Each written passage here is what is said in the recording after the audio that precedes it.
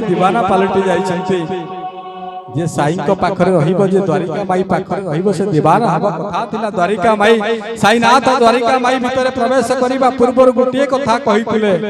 ये द्वारिका माई रे जे पाद देवतार सब दुख नै जिबी तो द्वारिका माई रे बसिथिला बेले बाबा जानी परिले शिशु कन्या निया रे पड़ी गला से पाखरे जळुथुला उदी बाबांको पाखरे अहर जळुथुला बाबांकर जो उदी तैयारी होतबा अग्निशाला से अग्निशाला भीतर बाबा हाथ प्रवेश कले अग्निशाला भीतर बाबा हाथ प्रवेश कले बाबांकर हाथ जळी चलीला समस्त देखिले बाबांकर हाथ जळी जाउची कहार साहस नथिला द्वारिका माई भीतर प्रवेश करी बाबांको मना करिबा को तापर किछि समय परे बाबा हाथ को धीरे धीरे ऊपर को आनिले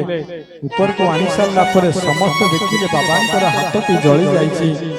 समस्त प्रश्न कले कले बाबा कौन आपण हाथ काहे जालिले बाबा कले मो हाथ जाली नहीं किछि दूर रे